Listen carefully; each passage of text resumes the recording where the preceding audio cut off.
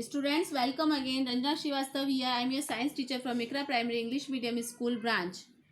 Now we are going to continue the same chapter number 8, body movements, which is part 2 of this chapter.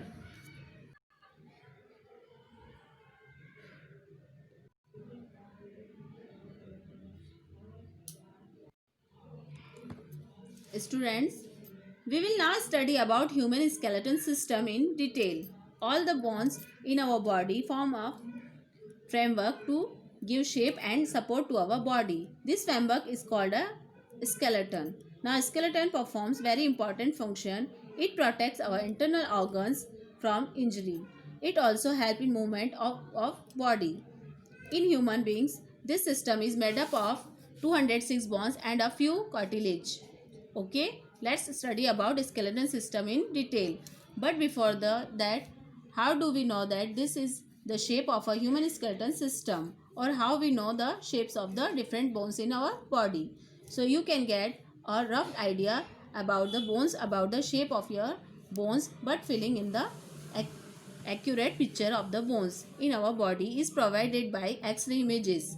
So with the help of X-ray images, we got to know the shape of human skeleton system. Okay, let's move forward and study about human skeleton system in detail. First we will study about skull.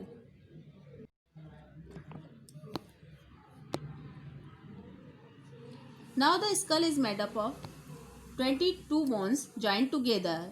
It encloses the protects very important part of our body, that is brain. See how delicate our brain is. And skull acts as a natural helmet to our brain and protects our brain is a very important part of our body. Skull also protect our eyes, ears, nose. It gives shape to our head, and we already know that all bones of skull are immovable except lower jaw, right? Because all of them have fixed joint except the joint where the lower jaw is connected the rest of the head. Moving forward, let's now talk about rib cage. So there are 12 pairs of ribs. The ribs join the chest bone front and the backbone and together to form a box, a cage-like structure. As you can see, these are the 12 pairs of these ribs. These ribs are joined together in the front to our chest bone. This is our chest bone. These ribs are joined in the back to our backbone. This is our backbone.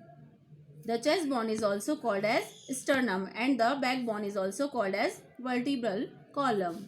So together they are forming a cage-like structure, and this is called as rib cage. Some important internal parts of our body lie protected inside the cage.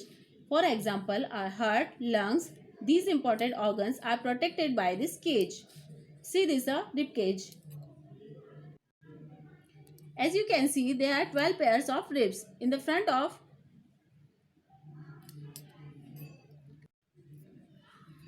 they are joined to our chest bones. So this is our chest bone, and in back side this bone, this long bone, this is our backbone. These ribs are joined to backbone and they are forming a cage-like structure.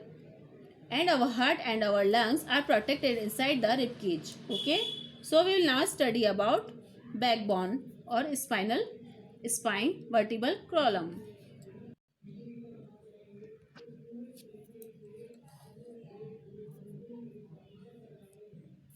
So this is our backbone. So as you can see in the picture, this is your backbone. Okay, now it runs from neck to or helps, as you can see, your backbone runs from neck to your hips.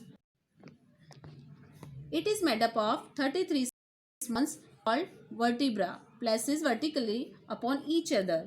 As you can see, this backbone is made up of 33 bones, and these bones are placed one above the another. They are placed vertically above each other, and each one of them is called vertebra. Now, the major function of the backbone is protection of the spinal cord. As you can see, this yellow shaped structure, this is your spinal cord, and our backbone protect this spinal cord. This spinal cord present inside the hollow cavity of our backbone. Spinal cord provide the main support to our body. It allows us to stand upright, bend and twist. Also shoulder bone, rib cage and hip bones are all joined to the backbone. As you can see, your shoulder bone, your rib cage and your hip bones are all joined to your backbone, right? So this was the all about backbone. Let's move forward and study about shoulder bone. So human body has two shoulders, left and right side of neck. Right shoulder's bone is formed by collarbone. So shoulder bone is formed by collarbone, which is also called as clavicle and shoulder blade, which is also called as scapula. Now this is your collarbone, the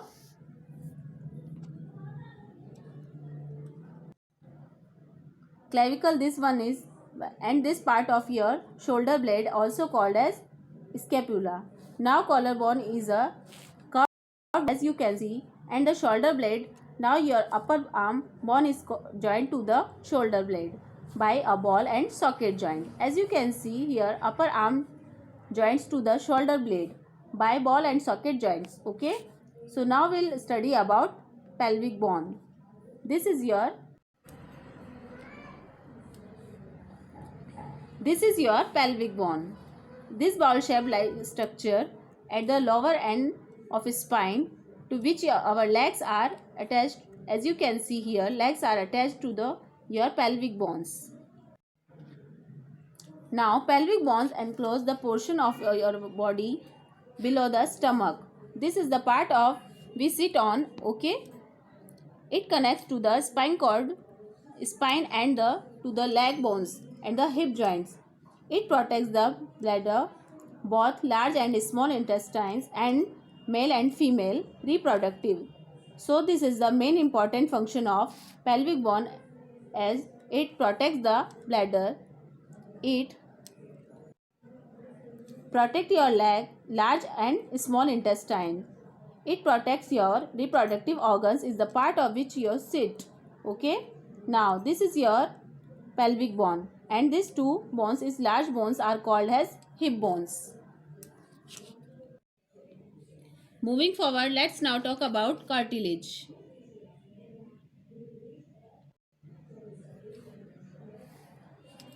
We have already studied about cartilage. So cartilage is a smooth tissue. Now touch this part of your ear, your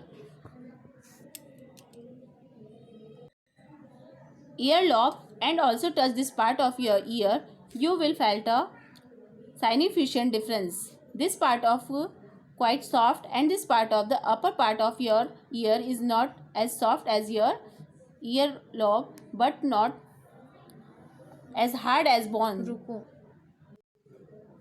This is because cartilage is present in upper part of your ear. Similarly, cartilage is also present in your nose on the left and to the right of your nose. Cartilage is present. You can feel that so part of skeleton that are not as hard as the bones and which can be bent are cartilage.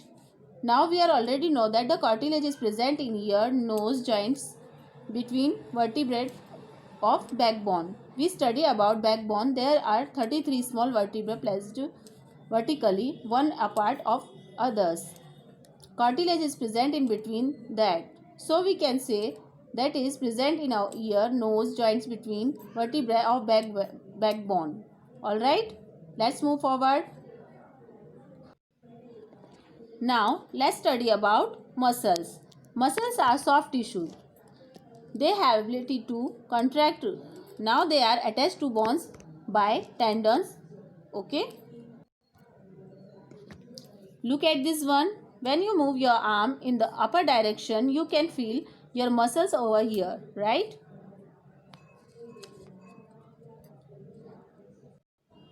Your bicep muscles. Now this muscle are attached to bones. Now this is the bone. This is the bone of your lower arm. Now These muscles are attached to the bones by tendon. So this is called as tendon. Okay. All movement in body is controlled by muscles. Our bones move by the contraction and extension of your skeleton muscles. Two muscles work together to move a bone. So let's understand this in detail. So what we sing is when you are try to move your arm in upper direction, this particular muscles, the bicep muscles contracts, as you can see in picture. It is contracting and the other pair of the pair relaxes. So the bones move by contraction and relaxation of muscles. When you move your arm in opposite direction or bring back your arm to the original position, now this particular one, the bicep muscles will come in relax, and this particular muscles are tricep muscles will contract. So when one of them contracts, then the bone is pulled in that direction. The other muscle of the pair relaxes. To move the bone in the opposite direction, the relaxed muscle contract the pull the bone towards its original position, while the first one relaxes. So if the contracts, the other one relaxes. If other contracts, will first relaxes, and this is how one muscle contraction and relaxation the bone is moved. A muscle can only pull, it cannot push. Alright. You can see in this picture also, when this muscle is contracting, the bone is pulled in this direction, and when it comes in the relaxed state, the bone is moved in the opposite direction. It moves to its original position. So by muscles contraction and relaxation, the bone is moved. Now we will study about how animals move.